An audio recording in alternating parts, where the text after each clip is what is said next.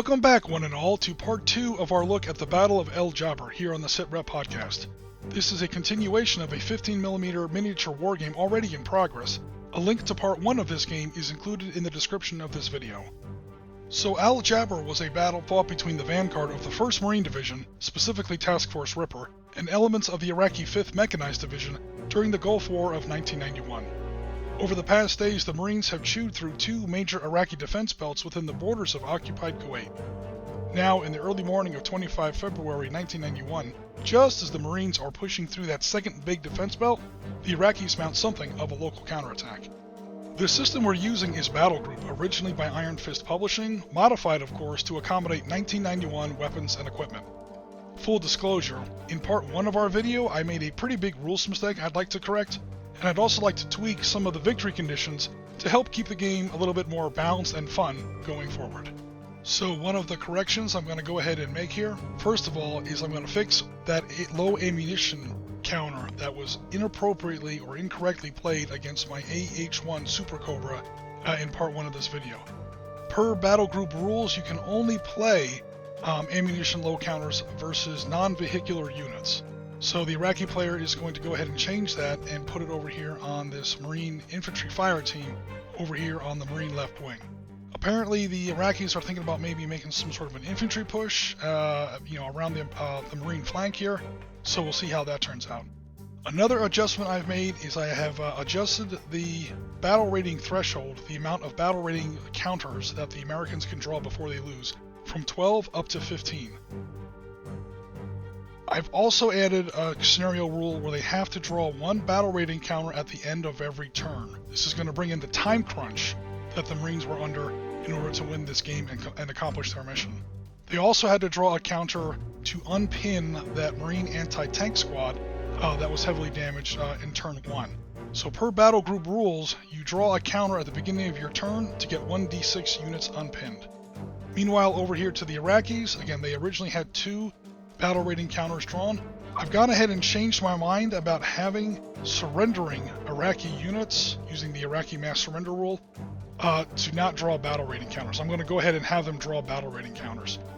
And the reason for this is, as more and more Iraqi units surrender and the Marines sort of lose the opportunity to destroy those units and thus force the Iraqi player to draw battle rating counters, the game will become statistically unwinnable for the Marine player to win. So I went ahead and drew 3 more battle rating counters for those 3 surrendered units. They're now at 14 out of 30. The Marines are now at 8 out of 15. So the Marines are a little bit over halfway to their breaking point, and the Iraqis are not quite at halfway to their breaking point. So believe it or not, statistically, right now the Iraqis are winning this game. They are further from their break point than the Marines are. Good news, that Cobra now has ammunition again, so get ready for that. So at the start of the next Marine turn, I'm going to go ahead and roll for orders. 3d6 for a company game, plus 5 officers, equals 20 orders for the turn. That looks pretty good. Okay, the Marines are not playing around here. I'm going to take 2 open fire orders, that's 2 shots apiece, from both of those M60A1s on both of those T55s back there by that berm.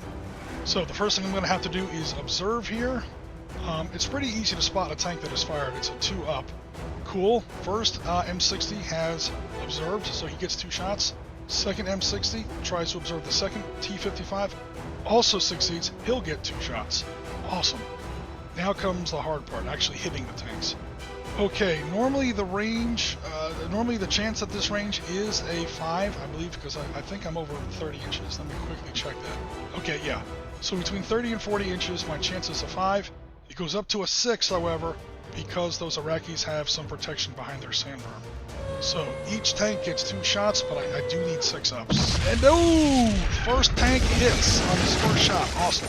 Second tank will take his 2 shots on the second T55, and boom! 2 hits. That is awesome. Okay, now to find some penetration values. So I'm finding the penetration value for the M60's main gun here. Even at this range, it's still a 14. Again, we're talking about fin stabilized, discarding sabot, depleted uranium rounds, the silver bullets, against old school Soviet, rolled homogeneous plate. I don't think this is going to be too difficult even at this distance. We cross-reference a 14 versus the armor rating of H is a 3 up on 2d6. Yeah, not too difficult to be honest. Okay, let's go ahead and check for penetrations. Boom, there's the first one, no worries. And the second one also penetrates the armor, no surprises. Both T-55s have been hit, both T-55s have been penetrated. Cool, so now we're just going to go ahead and draw battle rating counters, one for each unit destroyed. And those numbers will be added to their battle rating damage score. Looks like we got a 2 and a 3. So those get added to the Iraqi damage score. They're at 19 out of 30. For my next activation, I'm going to go ahead and give an open fire order to my AH-1W Super Cobra there. I'm going to go ahead and try to observe and put missiles into both that T-62 tank and ZSU-23-4 Shilka self-propelled anti-aircraft vehicle. I could use my Hydra 70 rocket pods, but I think I'm going to stick with Hellfires for now. I have a limited ammunition load on it, but now's the time. So to observe a vehicle that is fired, I need a 2+. I barely make it with that T-62. Now I'm going to try another observation check on that Shilka, make sure that my WSO can actually see both targets. Boom! Alright, I've got them both observed. Now I just have to actually hit them, again with my Hellfire guided missiles. Guided missiles, of course, are sort of invented here for Battlegroup 1991, unofficial edition, so to speak. So I normally give it a 2+ for an anti-tank guided missile. Make that a 3+ because both of those targets have some kind of obscured cover. So basically I need 2 3-ups. So okay, we're gonna launch one missile here, over here at the ooh, I missed against the T-62. T-62, it's your lucky day. Shilka, not so much. Oh god. Hellfire anti-tank penetration versus a Shilka of all things. Yeah, get ready for this. Hellfires, of course, have absurd anti-tank penetration values against the Shilka that's pretty much based on a PT-76 light tank. Long story short, don't roll snake eyes. Yeah, no big surprise there. That Shilka is out of gas. Again, the difficulty is spotting and hitting the target. But American weapons, 1991 versus most Iraqi equipment, yeah, no problem. The next step is to draw a battle rating token for that destroyed Shilka. So I reach into the box and the Iraqis draw a 2. So a relatively cheap loss there. They add that to their battle rating. They're now looking at 21 out of 30. So getting closer. Time for that last M60 to sort out that T-62 that's been taking pot shots at me in recent turns. So the first thing I have to do is observe them. To spot a tank that's fired is pretty easy. It's a 2+. So here we go. Alright, that was easy. I definitely have them spotted. Now I just have to lay sights on them and actually score a hit.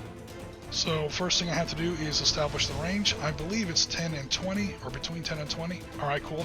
That normally gives me a 3-up to hit. Let's go ahead and make it a 4-up because he has partial cover. I get 2 shots on an open fire order. Boom. Okay, that's a hit and a miss. Alright, so 1 shell did hit. Awesome. Now for penetration. Again, we're talking about a NATO silver bullet ammunition against old school Soviet plate. Yeah, that's not going to be very hard at all. The roll required for penetration is anything above a 3 on 2d6. So I don't think that T-62 is going to have much of a chance. Yeah, he's been penetrated. He's now on fire. So that's him smoked with a little smoke marker there. Yeah, he's toast. Alright, that means that the Iraqi player has to draw another battle rating counter out of our bin. Ooh, that was an expensive one. 4 more points added to their battle rating damage score. That brings them up to 25. Next for my Marines is actually withdrawing in some places. I want to pull some vulnerable units out of harm's way because right now they're just targets that the Iraqi player could conceivably knock out and force me to draw battle rating counters. Again, the Marine Corps battle rating is only 15. That number is very low. That's to reflect the extremely small number of casualties, the acceptable casualty level that I'm allowed to take. So this is a badly injured anti-tank squad that was hit in previous turns. I'm going to go ahead and get them the hell out of there. Because right now they're just aching to be hit. So a double movement order straight to the rear, that's 10 inches back. Next I'm going to go ahead and pull that out of ammunition fire team out of the way, because again right now he's just a target. He can't engage anybody, so why keep him there? He's just an opportunity for the Iraqis to force the Marines to draw a battle rating. Now these 2 fire teams on the other hand are already locked up with the Iraqis and they're going to go ahead and engage. So the first one there on the right is a little stretched out. He's still in a little bit of a file there, so he's going to take a maneuver and fire order. So he moves a little bit to get all of his guns to bear. And now he's going to go ahead and try to observe obscured infantry that is fired. Okay, with that one, he fails. He moves up to the berm, but he gets there just a little bit too late. He can't see through the dust and smoke. He does not engage. The other fire team over there on his left is already engaged. He does not have to move, and he makes his first observation check. So because he made his observation check and didn't have to move, he now gets 2 full fire checks against that Iraqi fire team right in front of him. So it's 1, 2, 3 assault rifles and 6 dice for the M249 saw. M249 saws, by the way, spit out a lot of ammunition. We also take our, we use our U.S. Marine Corps dice because it's fun. Why not? So I got a lot of dice here. Unfortunately, the Iraqis do have cover, so I'm looking for 5s. Fortunately, the Marines roll hella awesome here. I mean, there's only 4 guys in the fire team, so I basically kill everybody twice. Alright, so that's another Iraqi unit destroyed. Happy days. Now I just have to go over here and draw another rating for the Iraqis. Looks like I got a 3. I'm going to go ahead and add that to their ongoing pool. Oh man, the Iraqis are getting close. 28 out of 30. To close out the American turn here, we're going to go ahead and draw another battle rating counter. Looks like I get a 3. Okay. Now these extra battle rating draws are to reflect the extreme time crunch, the extreme time pressure that the Americans are under to accomplish their mission. So it looks like the Marines are down 11 out of 15, which is bad. However, the Iraqis are down 28 out of 30. So it looks like the Marines are really slaughtering the Iraqis here, and they are. But both sides are within 1 counter draw of losing this game. So this game is a hell of a lot closer than it looks. The Iraqis begin their turn with rolling for order dice. Oh, they don't roll very good. That's 7 plus 3 for their officers. Again, they only have 3 officers now because they did lose one when they lost that lead T-62 back there. So it looks like they're going to have a total of 10 orders for this turn. The Iraqis will begin their turn by moving up these 4 BTR-60 troop carriers to a more forward firing position where they can engage with their heavy machine guns these Marine infantry back here by the berm. So this was part of the Iraqi plan we discussed in the previous part of this video series. Well, we're just trying to force the Marines to draw another battle rating counter. They don't need many to lose the game. So, moving up my BTRs. Oh no! Ran over his fallen comrades there. That's not right. So these BTRs are pretty quick. I gave them a movement rate off-road of 12 inches. So the first 2 moved up. Now I'm going to move the second 2 up to the position that the first 2 had just previously occupied. Oh, there we go. And let me see if I can get him to a position where he can stay under cover and at the same time engage the Marines. So nose your way between those bushes. There you go. Just knock it over. You're an armored vehicle. It's a bush. Don't worry, you'll win. Alright, all set. Let's see if they can actually do any damage here. The BTR-60s will now try to spot the Marine infantry. They are obscured infantry that did not fire. They need a 4-up. So no, yes, and yes. So 2 BTRs spotted, 2 BTRs did not. Now these BTRs have taken the maneuver and fire order, so they had to move here before they could take their shot, so they only get 1 shot now. Alright, so this guy made his observation check. He's within 20 inches. We're going to go ahead and give him a chance to hit a 4, goes up to a 5 for Marine cover. This guy made his observation check. He's a little further away now, he's in the next range bracket. He starts off with a 5-up required to hit, that goes up to a 6-up. So, yellow dice need a 5-up. Oh man, alright, that's 2 Marines hit already. And now the guy that's further away, he needs 6-ups. So, okay, that's 1 6 in there. So it looks like we got a grand total of 3 hits against that Marine fire team. Alrighty, that could have been better. Alright, cool. So that's 3 hits on that 4-man Marine fire team, and per battle group rules, once there's only 1 man left in a unit, the unit's considered, eliminated. The last guy is not just going to stand there and die, he's taking care of his buddies. So long story short, that's another Marine unit off the table. Now, steel your nerves. The Marines could easily lose the game right here, depending on what they draw. So they've lost a unit, they have to draw another battle rating counter. And I get a 2. Oh boy. Alright. We're still alive. We're still in it. because our new battle rating total is 13 out of 15. So again, it's getting really close. The Iraqis continue their turn, next with some more infantry action there over on the Marine left wing. So I'm going to try to maneuver some of these RPG teams around this obstructing terrain and hopefully get a shot, maybe even on one of these tanks. So it's going to be a maneuver and fire order. So yeah, I can only move 5 inches. So let me go ahead. This is going to get a little tedious here, guys, because I'll be honest. I like to have my infantry individually mounted. It does make it a little bit of a pain to move on the table here. But the movement is 5 inches in order, for them to still get a shot after, at the end of their 5 inches. And I'm trying to keep them under cover.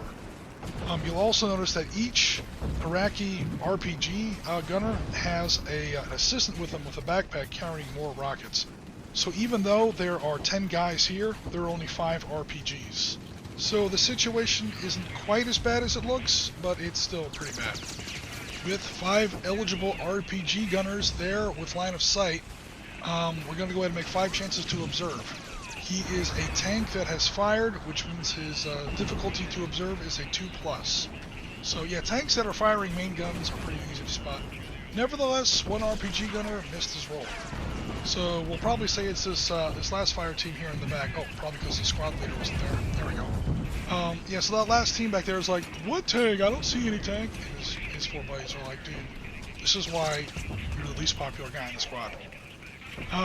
Anyway, we've got 4 RPG gunners here. Again, there are 4 RPG gunners and 4 assistants.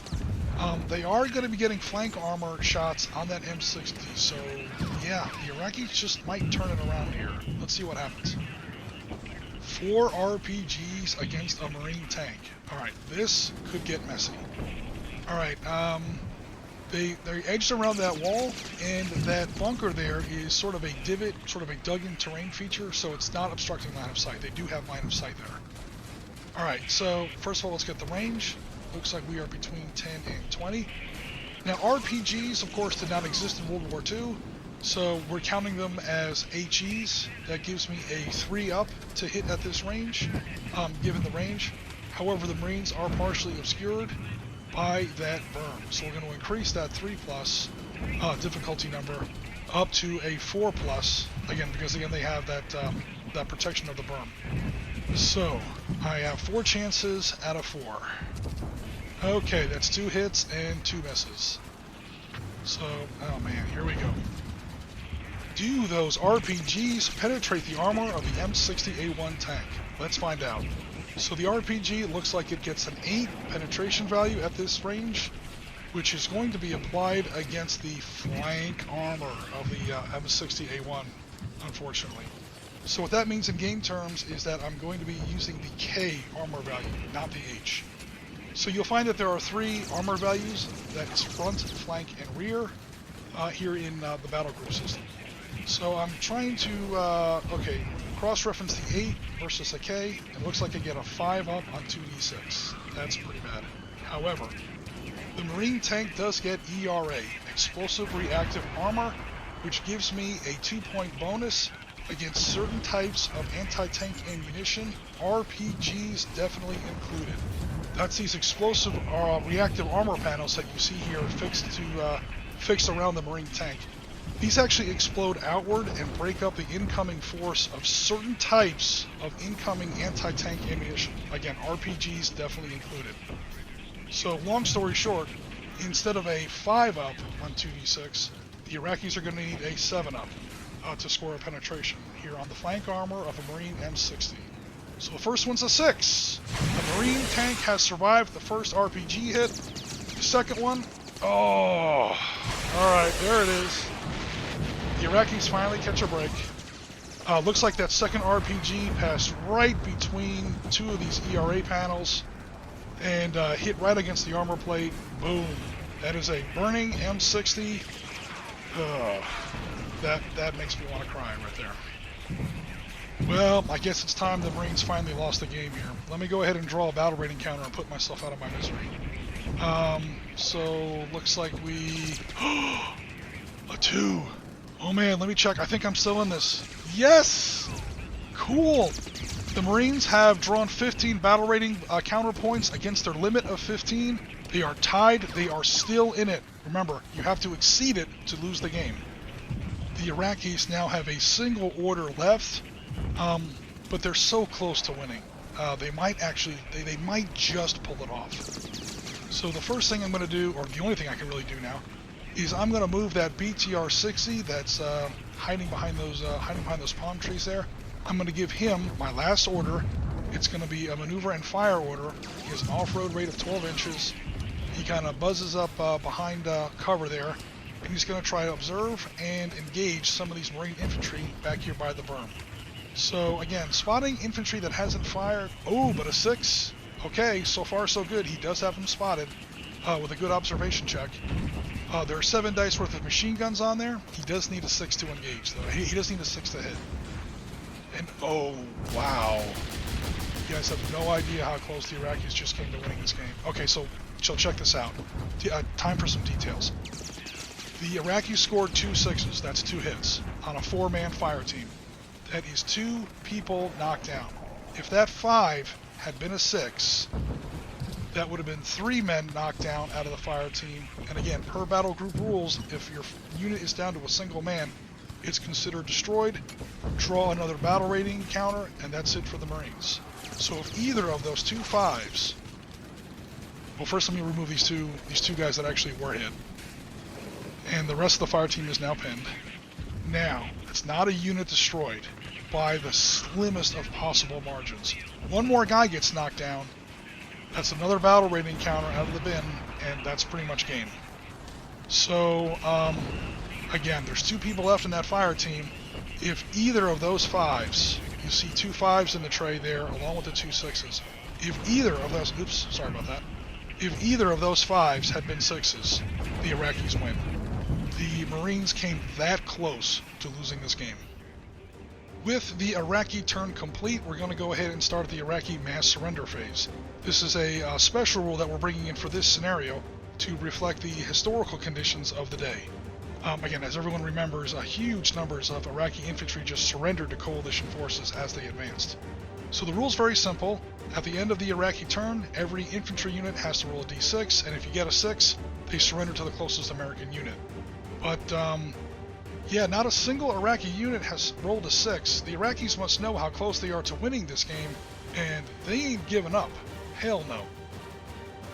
The last thing that happens in an Iraqi turn is movement of units that have previously surrendered.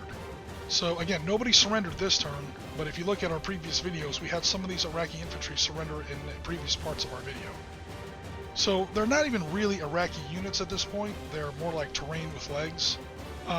They move, they take an automatic double movement order toward the closest American unit. So for infantry, that's 10 inches. And once they come into contact with American units, they're POWs. Now, notice that these guys are sort of following that lane blown through the minefield. I didn't even really mean for this to happen. It's sort of happening, accidentally, which is actually kind of cool. Please remember, pretty much this entire board is one huge Iraqi minefield, except for north of that American berm and within 5 inches of any road or building piece. Everything else is considered a minefield. That's why the Americans have, with their Mark 154 line charges, 2 lanes kind of blown through the minefield. I didn't really use them because they were too well covered by that Iraqi crossfire. But again, on this table, mines are definitely a thing.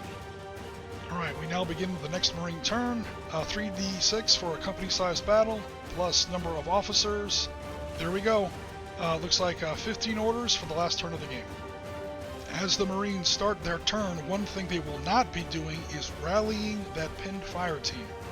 And I'll explain why. In Battlegroup, in order to rally a unit that is pinned, you have to draw a battle rating counter, add it to your damage rating, and then you get to roll 1d6 and rally that many units. I only have 1 unit pinned, so if I drew the counter, I would automatically unpin them. But I am right at 15, guys. I cannot afford to unpin that unit. So for now, these 2 American tanks, are the 2 surviving American tanks, are going to go ahead and take all kinds of fire orders. Double fire order on as many BTRs as I can find. kind of like Doritos. Crunch all you want, you will make more. So first observation check, yes, these are AFVs that have fired. He spotted.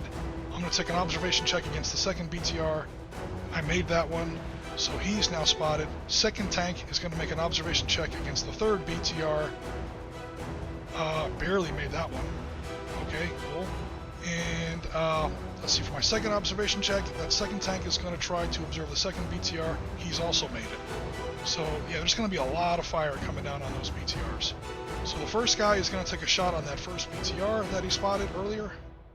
I need adjusted 4-ups. Ooh, miss. Wow. Shoot at the second BTR. Okay, that's a hit. So now I'm going to take a shot at my first BTR. Oops, trying to get in the box there. That's a hit. And now I'm going to try to hit that BTR again. I can't go to the first BTR that he missed because I didn't observe him.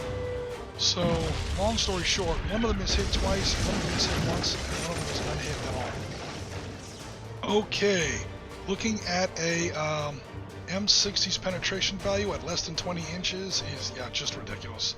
Especially when compared against an N rating armor on a BTR 60. I mean, come on, that's just basically don't roll snake eyes. Alright, so the first guy, totally penetrated. He was hit again, and holy crap, that second shell does not actually penetrate his armor. It sort of skips off the side. But he was already penetrated once, that's why you hit tanks twice. And then the third guy was also penetrated. So again, that second shot on that first BTR actually kind of glanced off the armor there, but again, the first one had already killed him. The second guy, similar bad luck. Yeah, that's both BTRs, knocked out and burning. 2 burning BTR 60s means 2 more battle rating counters drawn for the Iraqi player. And the first one's a 1. Wow, they're actually still in it. And the second one is a 2. However, if you take a moment and actually add those numbers all up, you come up with a 31. So the Iraqis have now officially lost the game, although only by the barest of margins. And again, they came within an absolute whisker of winning this thing last turn. So yeah, there is the final score. Guys, it doesn't get much closer than that. The Marines wind up with a 15 against a limit of 15. And the Iraqis have drawn 31 against a limit of 30. So the Iraqis technically lose by 1 point, while the Marines were exactly tied with their battle rating with their battle rating limit. So yeah, that game came down to the last little breath. Now, had we finished the Marine turn, because again, only those 2 tanks have taken orders so far. Had we finished the Marine turn, I mean, who knows? We have infantry that could have engaged those RPGs over there. That Cobra has fired its Hellfires, but never fired its Hydra rocket pods. I could have put that into those RPGs and, pretty much taken that out. Or those infantry squads could have called in a mortar mission for my little 120mm mortar team back here that I never fired once. And that's a little explosion marker there. So, again, the game was already decided. We would have just been running up the score. There's no real point to it. Again, the game came down 15 to 30, basically 0 to 1 as far as your margin goes on your battle rating counters. So that one was really close, guys. We hope you enjoyed it. Thanks very much for all your support. And again, for the Sitrep podcast, this is Ariskany. Thanks very much for all your support, and we'll talk to everybody very soon. Take care, everybody.